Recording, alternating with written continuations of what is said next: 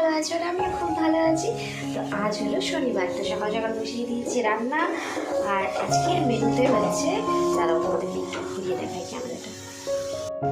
মেনুতে সেরকম কিছু নেই বলতে গেলে, আজকে রান্না করছি শাক। এটা হচ্ছে ডাঁটার শাক। এখানে আছে পটল আর বেগুন, এটাকে হলুদ লবণ মাখিয়ে রেখে দিয়েছি। আর এখানে সোয়াবিনের তরকারি করার জন্য ছোট ছোট করে টমেটো আর আলু কেটে রেখে দিয়েছি। এখন শাকটা ভালো করে নিচ্ছি। আর শাকটা থেকে প্রচুর জল বেরিয়েছে, কেননা শাকটা প্রচণ্ড কচি শাক ছিল। তো এখনও পর্যন্ত দেখতেই পাচ্ছ জল শুকায়নি। তো ভালো মতন জলটা শুকিয়ে যাক, তারপরে ভেজে এটাকে নামিয়ে দেবো।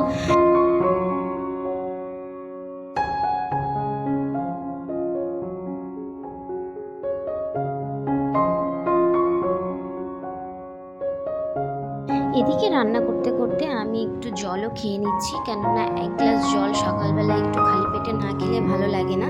আর সকালবেলা জানো তো, ঘুমের থেকে ওঠার পরে জল জল করতে থাকে মনটা, কেন জানি না। মানে তখন জল না খেলে মানে কি বলবো, বিরক্তিটা লাগে। আর আজকে একদম জল খাওয়ার সময় পাইনি, তো ভাবলাম রান্না করতে করতেই জলটা খেয়ে নিই, কারণ সকালে উঠেই খুব তাড়াহুড়োতে রান্নাটা বসিয়েছি। আর এই হলো মানে কি বলবো আর তোমাদেরকে, তোমাদের দাদা হচ্ছে সকাল সকাল উঠে আমাকে এত তাড়া দিয়েছে আজকে, বলে তাড়াতাড়ি রান্না করো, আমাকে বেরোতে হবে। তো এর জন্য আজকে খুব তাড়াহুড়ো করে আমাকে রান্না করতে হয়েছে। তো চলো।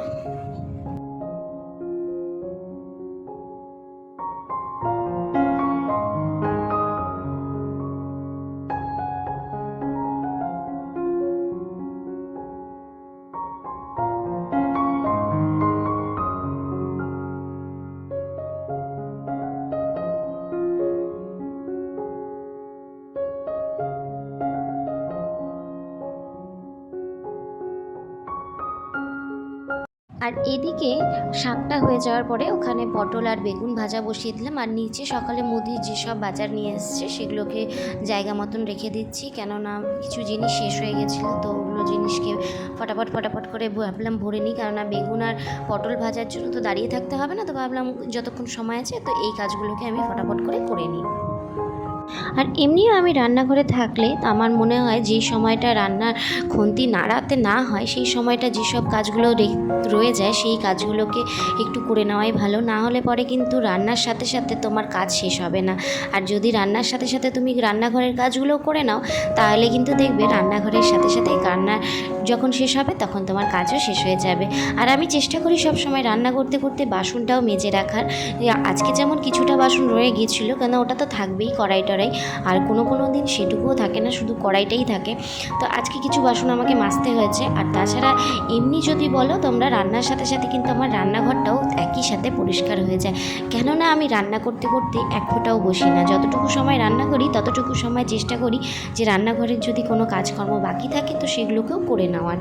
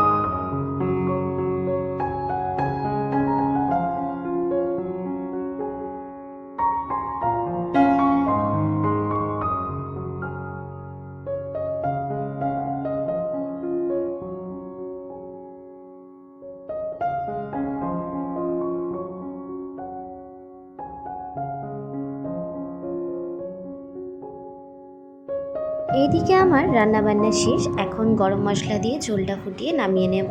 তো এদিকে তোমাদের দাদাও খেয়ে বেরিয়ে গেল। তো এখন আমি যা যা বাসন বেরিয়েছে সেগুলোকে একটু ফটাফট করে মেজে নিচ্ছি। এগুলো মেজে রান্নাঘরটাকেও পরিষ্কার করে নেব। তো আজকের মতন ভিডিওটা এই পর্যন্ত। যদি তোমাদের ভালো লাগে তো অবশ্যই লাইক, শেয়ার, সাবস্ক্রাইব করতে একদম ভুলো না। আর যারা যারা চ্যানেলটা সাবস্ক্রাইব করোনি প্লিজ সাবস্ক্রাইব করে দিও। তো আজকের মতন টাটা, দেখা হচ্ছে নেক্সট ভিডিওতে।